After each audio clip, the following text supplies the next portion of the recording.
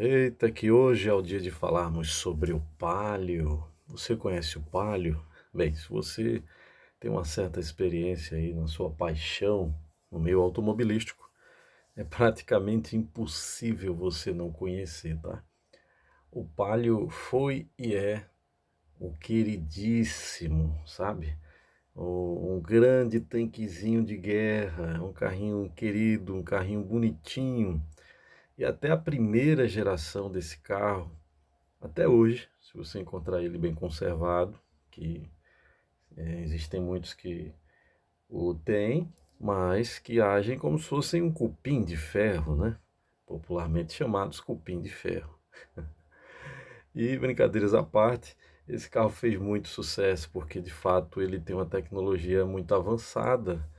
Mais uma vez falando de um carro do final aí dos anos 90, né? Um carro muito avançado para aquela época, tá?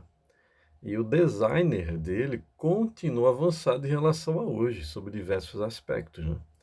Se não me falha a memória, junto com o estúdio brasileiro na época, foi o estúdio que utilizava a sua tecnologia para desenvolver o design lá da Ferrari, que é o estúdio chamado Pitinfarina. Quem conhecer melhor essa história pode até me corrigir e comentar aí abaixo do vídeo, tá? Mas isso explica por que os vincos, a simetria, os arremates muito perfeitinhos nesse carro, tá?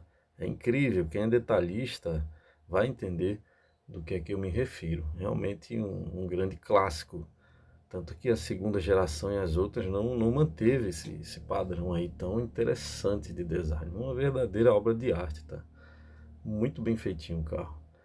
E eu vou ler para vocês aqui um artigo que achei que explica muito bem uma definição sobre a história desse modelo lá na Mob Auto, tá? Um artigo breve, muito interessante, feito por William Marinho, tá? Fica aqui meus agradecimentos. Foi publicado em 2022, em junho de 2022, tá? É atualizado em maio de 2024. E o tema é muito simples desse artigo. A Fiat Palio nasceu para ser um sucessor do Uno, mas foi muito além, tá? Por que que ele foi além? Você vai entender, ó. O fruto do projeto 178, modelo gerou uma família de carros icônicos, carros únicos, e viveu por um breve momento o gostinho de ser o carro mais vendido do Brasil, porque tem diversas derivações, tá? Você vê nos sítios, em lugares que se precisa utilizar comercialmente aquela picapezinha Estrada, que é um Fiat, né, com aquela adaptação de carroceria, mas é o mesmo carro, tá? O Palio Weekend é o mesmo carro, com aquela alteração também na carroceria, né, deixando ele wagon, né? Tem o estilo dele sedã, mas vamos levar em conta que seja o Palio, tá? Tudo começa por aí. Então houve as derivações com os seus respectivos sucessos com este projeto, tá? Idealizado em 1992 pelo estúdio italiano IDEA, em parceria com o Centro de Estilo Fiat do Brasil, o Fiat Palio seria o substituto do nosso veterano Uno, o famoso Uninho tanque de guerra, né? Um veículo voltado para os mercados emergentes da América Latina, África do Sul, leste europeu e Ásia. A Fiat italiana optou pelo novo projeto devido à sua opção para os mercados desenvolvidos contarem com um sofisticado, para a época, ponto. A ideia seria ter um produto de baixo custo e simples, e a gente sabe que ele cumpriu bem isso, né? Com o objetivo de ser campeão de vendas nestes mercados. Denominado Projeto 178, sua missão era ser mais atualizado, mais sofisticado, mais moderno, né, do que o famoso ninho quadrado, que parece uma caixinha com quatro pneus, né? Além de maior, mais seguro que o seu irmão, o lançamento no Brasil foi datado em abril de 1996, onde foram apresentadas a versão de motor 1.5 com 8 válvulas, a MPI, né, Fiasa, e tem também um 1.6 de 16 válvulas, MPI Sevel. E você vai ver muitas informações assim, de pessoas que amaram e odiaram a versão de 16 válvulas, tá? Sobre esse carro. Eu aconselho você adquirir a versão 8 válvulas. É a minha opinião, tá? E eu já tive o Palio de primeira geração. É um carro realmente extremamente confortável. A posição de dirigir é muito bem acertada em relação aos seus concorrentes. O artigo continua. Logo após chegarem os motores 1.0, que era um motor até bem manco, tá? Se você não achar 1.0, achar o outro, 1.6, prefira o 1.6 ou 1.4, tá? É a minha dica. É muito mesmo, muito manco o motor 1.0 dele.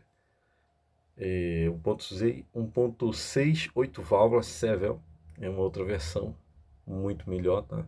No fim da primeira geração também existiu um modelo inédito, que era um motor Fire 1.3, 16 válvulas. É difícil encontrar, mas já fica bem mais forte a sua arrancada, tudo, sua cavalaria em relação ao 1.0, né? Também apresentava o sistema Drive-by-Wire, ou no português bem claro, que é a referência ao seu acelerador eletrônico. Tudo isso em um carro popular em um ano de quê? 2000, tá? São mais de 2 décadas atrás, né? O Palio foi batizado com o nome dado à corrida de cavalos realizada na cidade de Siena, na Itália, cidade esta que batizou o seu irmãozinho, o sedã do Palio, que é o Palio Siena, tá? Ao longo de sua vida, o Palio ganhou diversas versões, 4 facelifts, uma troca de geração em 2011, que incluiu a atualização de dimensões externas e internas. Também surgiram vários derivados, né, que eu mencionei anteriormente, que é o hatch, e os conhecidos Siena, que é o Palio Weekend, que lá no final da vida do Palio Weekend passou a ser chamado só de Weekend, não Palio Weekend. Especialmente a picape Strada, que até hoje aí é uma grande guerreira, é predileta. Conheço muita gente que tem esse carro e acha maravilhoso, muito forte, robusto, muito resistente. E sempre vai ter muitas pessoas no Brasil que tiveram esse carro, que tiveram uma experiência assim excepcional. Um carro muito confiável, não é de viver quebrando à toa, tá? Por exemplo, né? A segunda geração de 2011 foi tão representativa que pela primeira vez em 2014 o Palio fechou um ano como campeão de vendas, desbancando o eterno rival dele na época, que era o Gol, tá? Volkswagen Gol. Na época a Fiat usou como trunfo a venda simultânea do modelo inteiramente renovado, como de primeira geração, que foi rebatizado como Palio Fire. Infelizmente, o sucesso foi abalado pela entrada de modelos mais modernos e, logicamente, bem mais adequados, fazendo com que o lançamento de 2011 fosse logo obsoleto, perdesse o protagonismo, perdesse o grande diferencial da época. A Fiat bem que tentou fazer alguns equipamentozinhos, né, a mais, a menos, tal, alguns detalhes para ficar mais moderninho, mas não agradou o público, tá? Será que o Palio era melhor que Gol? Isso aí vai ser bem relativo, né? É muito comum a gente ver referências de que ele era mais esperto, o motor, né? Porque tinha versões mais espertas, pelo menos do Palio, muito mais confortável do que o Gol. Mas enfim, cada marca, ao meu ver, ofereceu um diferencial em algum aspecto. Isso vai depender das características do condutor e do seu objetivo ao ter este ou aquele veículo, né? Então é isso, pessoal. O fato é que o Fiat Palio, né, deixou sua marca na história do mercado popular brasileiro. Ele nunca cumpriu sua missão original, né, de substituir o Uno. O Uno sobreviveu alguns anos a mais até, mas foi um carro que teve presença em uma grande faixa de mercado, indo do básico ao completo, passando por esportivo, aventureiro, picape, para trabalho, e deixou saudades, né? E traz vários questionamentos aí de possibilidades, por exemplo, que até se coloca aqui no artigo, né? Por que a Fiat não adotou o nome no Argo, em vez de ser Argo, ser um novo Palio, algo assim, por exemplo, né? E eu tive esse carro, tá? Se você encontrar ele em extremo estado assim de conservação, principalmente mecânica, essa regra sempre vou repetir quando se trata de carros, principalmente com mais de 10 anos de uso, nesse caso aí, a primeira geração vai ser com mais de 20 anos de uso, né? É um carro que vale a pena sim, tá?